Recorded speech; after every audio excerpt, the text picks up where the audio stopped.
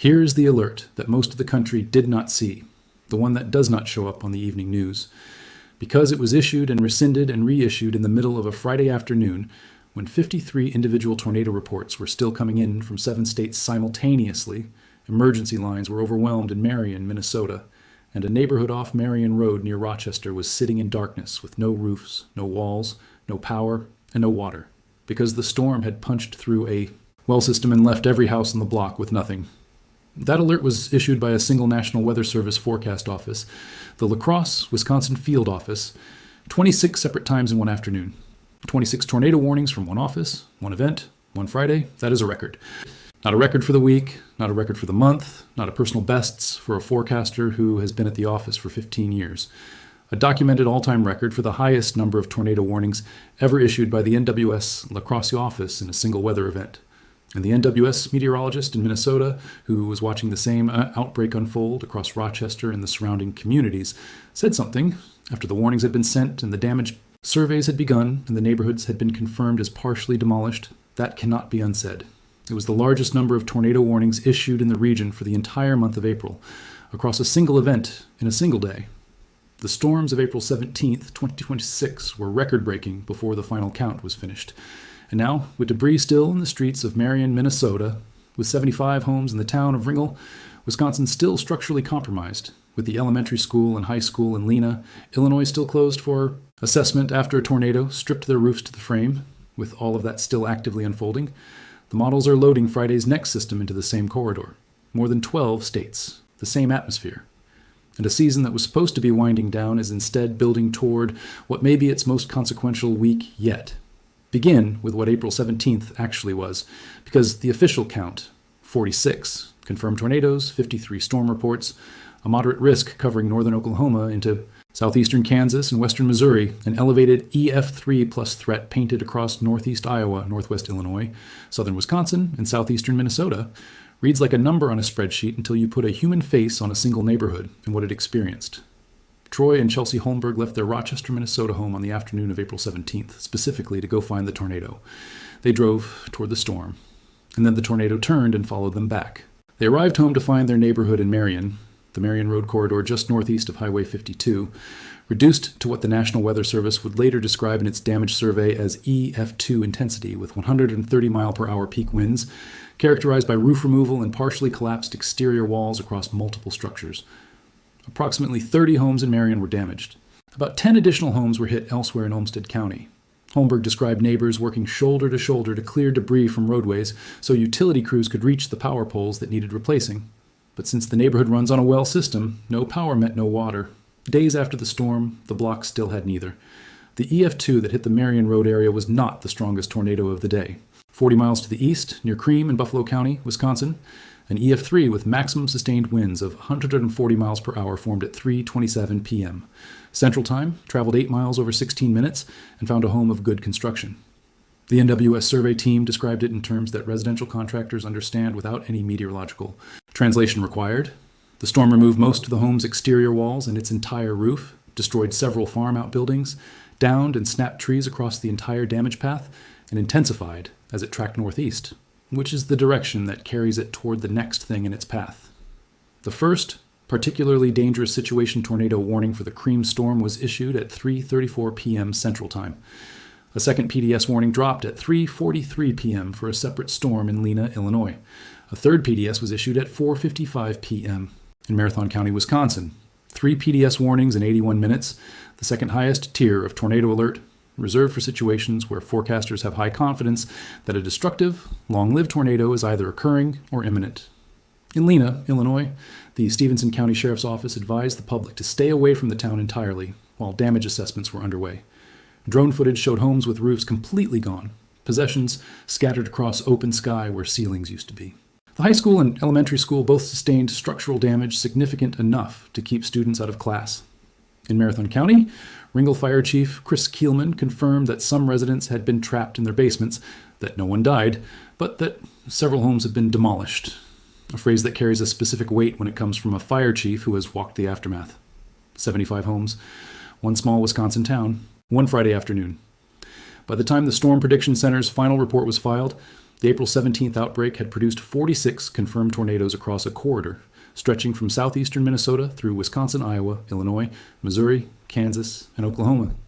Wind gusts up to 90 miles per hour were documented across that same corridor. The tornado watch at peak coverage held 26 million Americans, 26 million, under a formal watch from Wisconsin to Oklahoma simultaneously. AccuWeather's senior meteorologist had projected that close to 300 severe weather reports could occur on Friday and Friday night, and the atmosphere delivered on essentially that entire number. Chicago and Milwaukee, already managing flash flooding from dozens of water rescues in the days prior, absorbed additional flash flooding from the same storm system. And the NWS La Crosse Field Office, the office with primary responsibility for the Wisconsin-Minnesota region that took the most direct hit, issued that record 26 tornado warnings in one afternoon, with NWS meteorologist Alex Ferguson later noting that he had gotten the Marion, Minnesota warnings out approximately 20 minutes before the storm arrived. 20 minutes! The difference between a neighborhood clearing to shelters and a neighborhood absorbing 130 mile per hour winds without any time to react. It is the kind of lead time that every meteorologist understands is never guaranteed.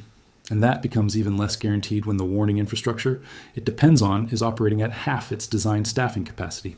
Because this is the piece of the April 17th story that connects directly to what is coming Friday, and it is the piece that the damage assessments alone cannot reveal. The storm that produced 46 confirmed tornadoes, 3 PDS warnings in 81 minutes, and a record 26 warnings from a single NWS office arrived into a warning system that was already running with documented gaps. Multiple National Weather Service forecast offices across the Great Plains had shifted their morning weather balloon launches from 7 a.m. to noon due to staffing constraints imposed by the federal hiring freeze that cost the agency more than 600 employees after January 2026. Those balloons seed the high-resolution forecast models that determine where severe weather will form. On the morning of April 14th, 3 days before the April 17th outbreak, those missing balloon observations contributed to a situation where the Storm Prediction Center did not forecast a tornado threat for Kansas City, and 5 tornadoes hit that evening. That failure was documented, investigated, and placed on the record by meteorologists at the Wisconsin Environmental Mesonet and independently confirmed by NBC News. The data gap was identified, the cause was confirmed, and the staffing conditions that produced it have not changed. The same Great Plains offices are still launching their balloons at noon instead of 7 a.m.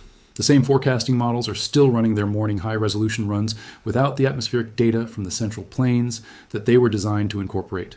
In Friday's system, the one that the Storm Prediction Center flagged in its Day 4-8 outlook for April 17th as likely to feature multiple days of severe weather across portions of the Central and Southern Plains by Day 6 through Day 8, will be processed by those same models, through those same staffing constraints, in the same window of the season that a veteran NWS meteorologist described publicly as the real heart of tornado season.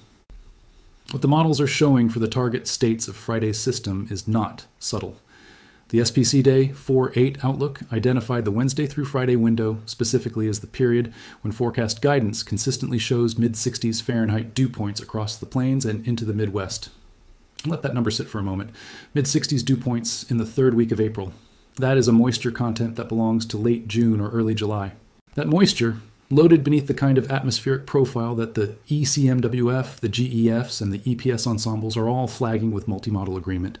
A large-scale trough developing across the western continental United States, a tight pressure gradient generating a 60-plus mile per hour low-level jet, and Cape values that could approach the same 3,500 joules per kilogram that fueled the April 17th supercells points toward a corridor of target states that spans from Texas northward through Oklahoma, Kansas, Missouri, Iowa, Wisconsin, Minnesota, Illinois, Indiana, Ohio, and into the mid-Atlantic states being hit by the cold front on its trailing eastern edge. 12 states is a conservative count. The Climate Prediction Center's probabilistic hazards outlook has a moderate risk for heavy precipitation posted for eastern Texas, the middle and lower Ohio Valley, Tennessee Valley, southern Appalachians, and the southeastern United States for April 24th and 25th.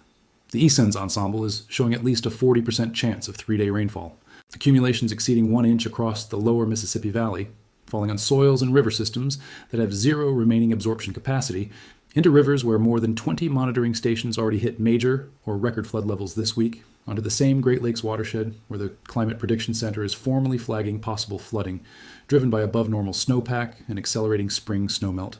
And behind the northeast sector's flooding and tornado threat, The same surface low's southwest quadrant will be driving high winds across southern plains grasslands, where 69% of Texas was in moderate to exceptional drought as of late January 2026, and where the Climate Prediction Center's hazards outlook explicitly noted that gusty winds could increase wildfire risk, especially across the southern plains, where soils are dry and there are currently active wildfires. One storm system, tornadoes in 12 states, flooding in the Great Lakes, wildfire driving winds in Texas and Oklahoma simultaneously. The phrase, "March only gets worse," is not rhetorical. It is a description of a documented pattern that the data from 2026 has now confirmed beyond any reasonable dispute. The season began with 204 confirmed tornadoes in March alone, the third most active March on record. 2 outbreaks in the first 12 days of March produced 138 tornadoes, and all 11 of the season's fatalities through that date. An EF5 tornado struck Wells County, Indiana on March 10th, with winds exceeding 200 miles per hour, becoming only the second EF5 in the United States since 2013, ending a 12-year gap in the most violent category of tornado on record. An EF3 tornado in Union City, Michigan, the strongest Michigan tornado in 49 years, killed 3 people, including a 12-year-old boy. The April 13th outbreak added an EF2 that destroyed 50 to 60 structures in Hillsdale, Kansas, prompting a state of emergency declaration from Governor Laura Kelly. The April 14th round added an EF3 near Union Center, Wisconsin. The April 17th round, the one with the 26 NWS lacrosse warnings, the 3 PDS warnings in 81 minutes, the Marion Road neighborhood without roofs or water, added 46 more confirmed tornadoes and a record-breaking day for the Regional Warning Office. The season's total confirmed tornado count as of April 17th stands at 356. The historical average for April alone, based on the 1991 2020 baseline, is approximately 182 tornadoes. April 2026 has already doubled the monthly average before the month is over. The NWS lacrosse meteorologist who described April 17th as record-breaking said cautiously that it's too early to tell if this will have any bearing on storm severity throughout the summer, which is a careful professional way of saying that the atmosphere has not yet shown any sign of exhaustion, moderation, or reduction in its willingness to produce the specific combination of Gulf moisture, deep layer wind shear, and mid-level forcing that the American heartland has experienced on roughly every third day since the season began. Every one of the 12-plus states in Friday's target corridor has at least one community still in some phase of active disaster recovery from the week of April 13th through 17th. Marion, Minnesota is still clearing debris. Ringgold, Wisconsin still has 75 structurally compromised homes. Lena, Illinois has school buildings still closed for assessment. The communities of Hillsdale and Ottawa, Kansas, from the April 13th outbreak are still in early reconstruction. The Cheboygan River in northern Michigan is still elevated from the dam crisis that came within 5 inches of catastrophic failure on the morning of April 17th. The Wolf River in Wisconsin ran a foot above its all-time record flood stage. Emergency management organizations across Michigan, Wisconsin, Iowa, Illinois, Minnesota, Missouri, Kansas, and Oklahoma have all been activated at some level of surge capacity for most of the past 10 days, which is 9 days longer than those organizations were designed to maintain surge capacity before requiring rotation, resupply, and rest periods. A typical severe weather season delivers one major outbreak every 2 to 3 weeks, allowing the affected communities, the emergency managers, the NWS forecast offices, and the landscape itself to partially recover between events. What 2026 has delivered since February 19th, when a cyclic supercell tracked more than 150 miles through the Ohio River Valley and the season's first PDS tornado warning dropped for Bloomington, Indiana, is a sequence of significant to major severe weather events separated by intervals of 4 to 7 days, each one arriving before the previous one's debris has been fully cleared. Friday's system is the latest installment of that sequence, and behind it, as the SPC Day 4-8 guidance has already indicated, the atmosphere does not show a signal for an extended quiet period. The trough that produces Friday's event is the atmospheric mechanism that reloads the moisture pattern, sets up the next surface low, and positions the jet stream for the next round. The march does not stop between Wednesdays and Fridays just because the communities in its path have not recovered from the previous Monday. It simply marks the next set of 12-plus states on its map and begins loading the atmosphere with mid-60s dew points, 50-knot low-level jets, and the specific combination of cape and shear that the NWS lacrosse office has now, as of this week, set a record for warning against. The record was set. It will be challenged again. And the states in Friday's target area are watching the same radar loops that set that record 3 days ago and trying to prepare for it to happen again.